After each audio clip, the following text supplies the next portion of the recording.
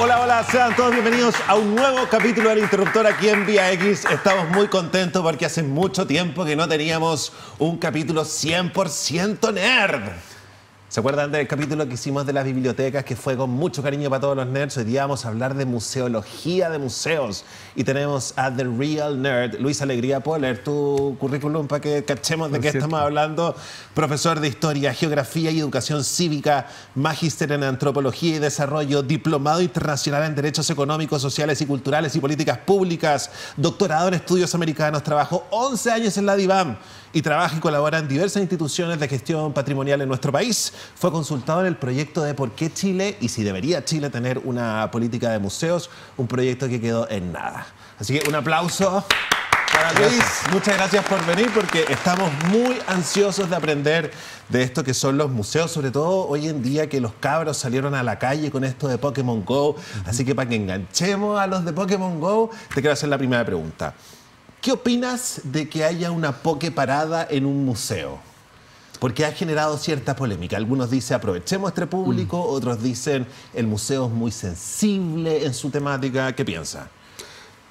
Yo creo que, bueno, primero dar las gracias por la invitación, ¿no? y darse este espacio para conversar, como dices tú, de museos, que Sí. es un tema sin duda que probablemente hay un segmento de la población a quienes le interesa mucho y a lo mejor a otros no Sí. tanto, por cierto. Y sobre esto, yo creo que cada museo debe adaptar un poco una postura, una posición respecto de cómo como institución ellos ven, ¿no es cierto?, esta posibilidad. Y en el caso chileno, como dices tú, efectivamente hemos tenido distintos o dos grandes respuestas, ¿no? Una respuesta muy potente es la de un sitio de memoria que es Villa Grimaldi y quienes exigieron ser sacados como una parada, ¿no?, de Pokémon. ¿Por qué? Bueno, ahí claramente ellos tienen una declaración y plantean, ¿no es cierto?, de manera directa que, dadas las características de ese espacio, de haber sido un centro de detención y tortura en el contexto dictatorial, consideraban que no ameritaba esa actitud, en cierta forma, del juego, podríamos pensarlo de una manera, en ese parque, que lo interesante es que siendo un parque, ¿no es cierto?, desde mi perspectiva, es mucho más museo de sitio. Entonces ahí hay una postura y una posición bien marcada. ¿Qué es un museo de sitio? Que me gustó eso. Un museo de sitio podríamos plantearnos que es un lugar histórico porque algún hecho, evento, ¿no es cierto?, de connotación histórica sucedió en ese lugar, y ese mismo espacio se musealiza. Se musealiza, quiero decir, que ese mismo espacio de alguna manera se conserva. Primero, yo creo que el tema clave es conservar, mantener, ¿no es cierto?, las características, en cierta forma, originarias del lugar. Y cuando digo musealiza, es que al público o a cualquier persona se puedan entregar ciertos elementos para poder comprender, conocer, saber qué es lo que sucedió en ese espacio, en ese lugar. Ahora, un museo de sitio, por ende, es más solemne si lo enfrentamos a los jugadores de Pokémon Go.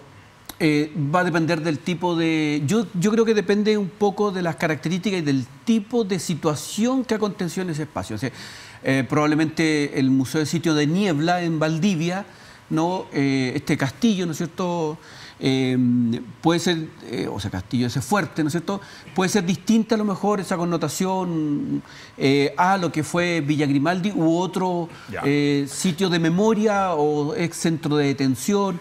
De hecho, como experiencia internacional uno puede ver que hay muchos museos de sitio o lugares históricos que están asociados a violaciones de derechos humanos. Sí. Y que claro, ahí imagínate tú Auschwitz u otros espacios ¿no es cierto?, campos de concentración. Entonces, ahí probablemente podría verse como algo de mal gusto. Claro, ¿no? Podría un poco chocante quizá. ¿Te fijas? Ahora, el Museo de Historia Natural tomó la otra mirada, ¿no es cierto?, e invitaba a los jóvenes justamente a ir al lugar e incluso como un adiestrador. Ellos presentaban un adiestrador, ¿no es cierto?, de Pokémon, a quien le dieron un nombre de un científico alemán muy importante, Humboldt, entiendo que, y por tanto ellos se hicieron cargo un poco, ¿no es cierto?, de esa temática. Entonces, creo que tiene que ver con cada institución y no sé si hay una respuesta única para cada caso, diría yo.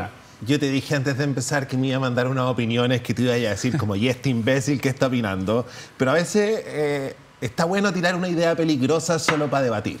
Porque cuando tú como que yo he escuchado que McDonald's pagó mucho dinero para que sus locales se transformen en una pokeparada. Líder también creo que está haciendo lo mismo. Y cuando tú te das cuenta que más gente ha bajado Pokémon GO que Twitter, y tú decís, pucha, ¿no es finalmente a este público al cual le queremos enseñar lo horrible de las violaciones a los derechos humanos? Y si de repente como que, ¿por qué leemos que ese cabro que está jugando va a ser un falta de respeto? ¿Me entendí o no? Sí, sí. Y no sería como, por ejemplo, Cote Cumplido decía que, por eso te digo que esta es una idea peligrosa, que probablemente a lo mejor a esos jugadores de Pokémon GO se les presentara el por qué no podrían jugar y que ellos tomaran una decisión. Pero a mí me parece que es como, o se van a ir a McDonald's o los podemos traer acá y de verdad cuando vean lo horrible de la situación se van a enterar, sobre todo porque siento que como que nos olvidamos de estas tragedias. ¿Qué opinas tú de eso? Sin duda que el tema es complejo. Ya, o sea, yo perfecto. diría que no... Quiero decir que... ¿Tú qué harías? Si tú fueras como... ¿Tú qué harías? No, porque me interesa. Si no, no Sí, te no. estoy diciendo que yo tenga la razón. O porque Lo que pasa es que yo creo que también hay una línea muy delgada, y aquí yo tengo una mirada sobre aquello, sobre el patrimonio y los museos, una línea muy delgada entre transformarse en parque de diversiones, Perfecto. ¿no? O efectivamente, ¿no es cierto?, ser un espacio patrimonial. No, es que... Entonces, el costo, a lo mejor vamos a llenar, ¿no es cierto?, Villa Grimaldi, el Museo de la Memoria. En el caso del Museo de la Memoria tomamos una posición un poco más cautelosa, diciendo que tú conoces el museo, por tanto en la explanada y todo ese espacio público se podían cazar Pokémon, no habría ningún problema. Sí, o sea, pero dentro del museo no se permitía. Pero lo que quiero decir en cierta forma es que una complejidad es que perfectamente puede ir ese público y podemos contar con una cantidad de personas que asisten o van, ¿no es cierto?, a estos espacios. Pero la certeza de saber hasta dónde ellos van a hacer este reconocimiento, porque ahí tú estás planteando la idea de o sea, voy a cazar este Pokémon, pero en algún momento tengo que generar el clic para decir, oye, este lugar fue un centro de detención, no solo un centro de tortura. En el caso de Villa Grimaldi y otros espacios, incluso personas perdieron la vida en esos lugares. Entonces, claro, tú tienes, te fijas, esa otra característica. Entonces, ¿cómo logramos o por qué? Porque no, si lo otro sería... Con tu argumento de que hay una delgada línea en que se transforma en parque de diversión, yo creo que ahí está el meollo del asunto. Probablemente. Ahora, hay miradas que dicen, por ejemplo, que la idea de hacer del patrimonio algo entretenido, de los museos algo entretenido, y por tanto apelan mucho, ¿no es cierto?, a hacer actividades lúdicas. Está bien, ¿no es cierto? Pero yo creo que lo lúdico debiera ser un medio justamente para generar mi mirada, ¿no? Pero a ti no aprendizaje. te gusta mucho eso, yo tengo la sensación. No, pero por favor. O sea, yo creo que cuando lo lúdico es complejo porque en algún momento, sin darnos cuenta, terminamos haciendo actividades que solo buscan la entretención y poco una mirada más reflexiva sobre la sociedad. Entonces, nos podemos ir como en el rating, ¿no? Como para subir el rating. Por ejemplo, okay. Tú conoces de esa historia probablemente. Sí. Y ahí es donde, cuando tú ya estás en eso, ya como no hay vuelta atrás. No hay vuelta atrás. Sí. Y eso es lo que le ha pasado a algunos espacios museales también, yo diría, a nivel internacional. Ese yo creo que es un camino peligroso. Perfecto. En ese sentido. Vámonos entonces a la pregunta más básica. ¿Por qué los museos son importantes? Buena pregunta, además. Sobre básica, todo pero... hoy en día que pareciera que todo el mundo está peleando por fondos públicos, ¿no? Y aparecen cada día problemáticas nuevas. Entonces los museos tienen que pelear por fondos públicos. ¿Por qué? ¿Por qué son importantes? Yo creo que la respuesta igual la respuesta tiene que ser necesariamente en cierto contexto. Es decir, ¿por qué eran importantes en el siglo XIX? Esto puede ser muy nerd a propósito. Pero deep nerd, si así nos gusta. ¿Por qué eran importantes en el siglo XIX? Probablemente tiene una respuesta distinta por qué son importantes a principios o mediados del siglo XX y por qué son importantes hoy día. Entonces, hoy día yo creo que los museos, muchos de los museos lo que hacen es que son una instancia de aprendizaje en términos sociales que no necesariamente está en la escuela o no está en los espacios de educación formal, para escuela, instituto, universidades.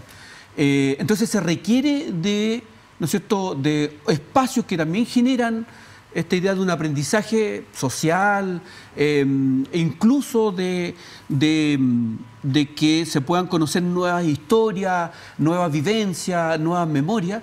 Y ahí me parece que los museos cumplen un rol tremendamente importante. Es decir, por ejemplo, hablábamos del Museo de la Memoria.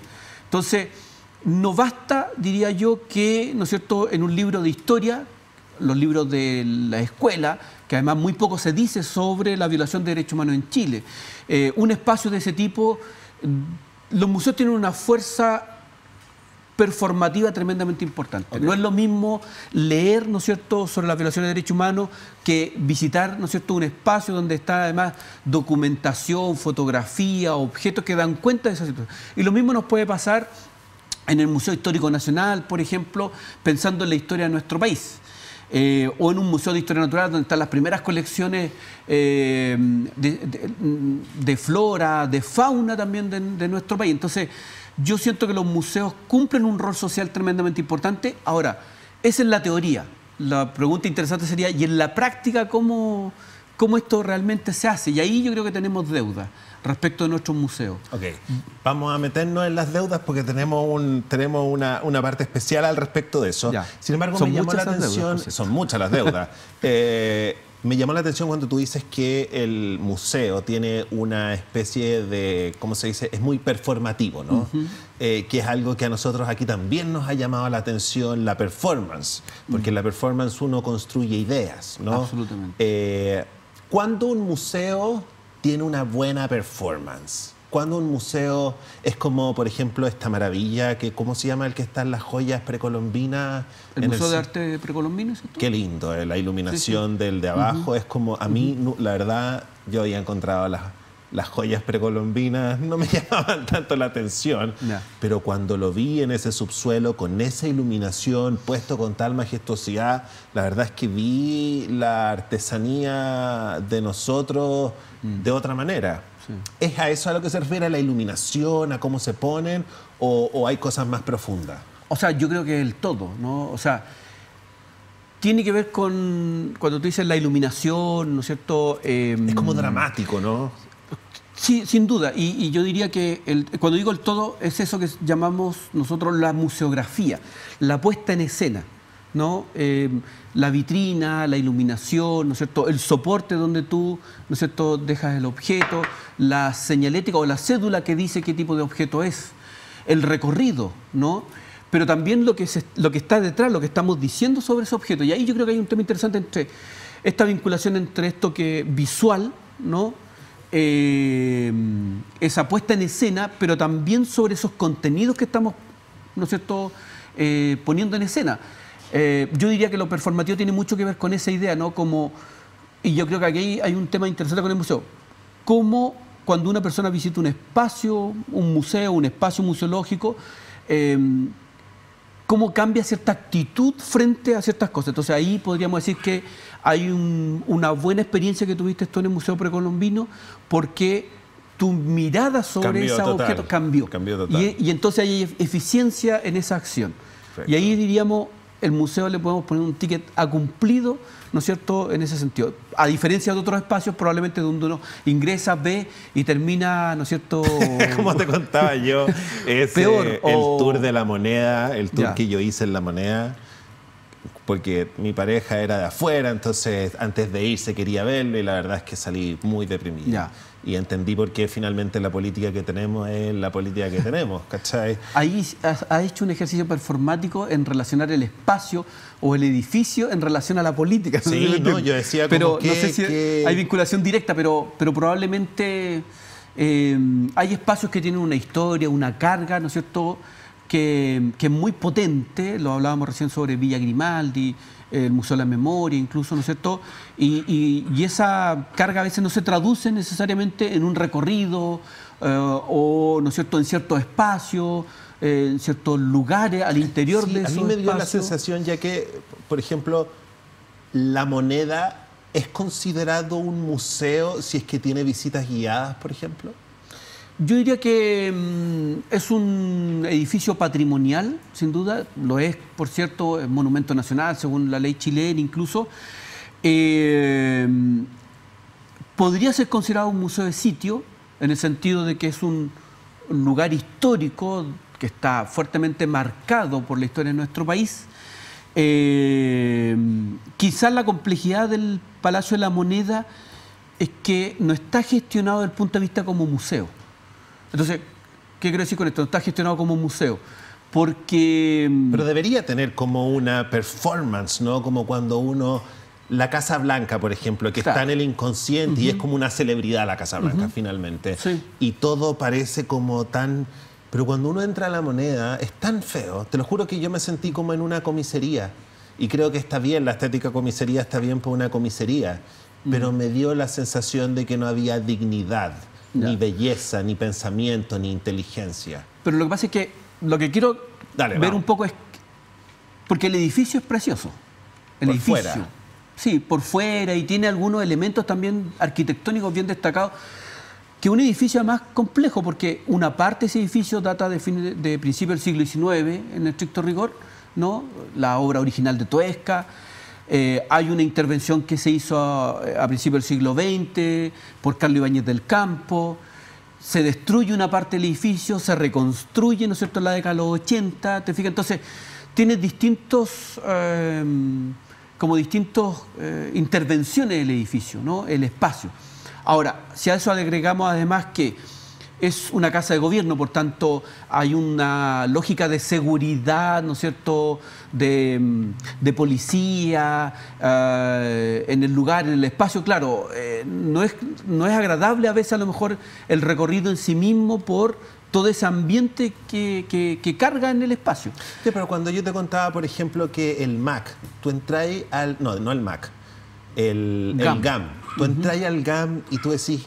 Este es un edificio que se volvió a construir y qué lindo, ¿cachai? Puede a lo mejor que no sea, no sé, no es el MoMA, pero tú decís qué bonito. El mismo Centro Cultural de la Moneda, precioso. El Museo de la Memoria, precioso, como yo te decía antes de comenzar el programa.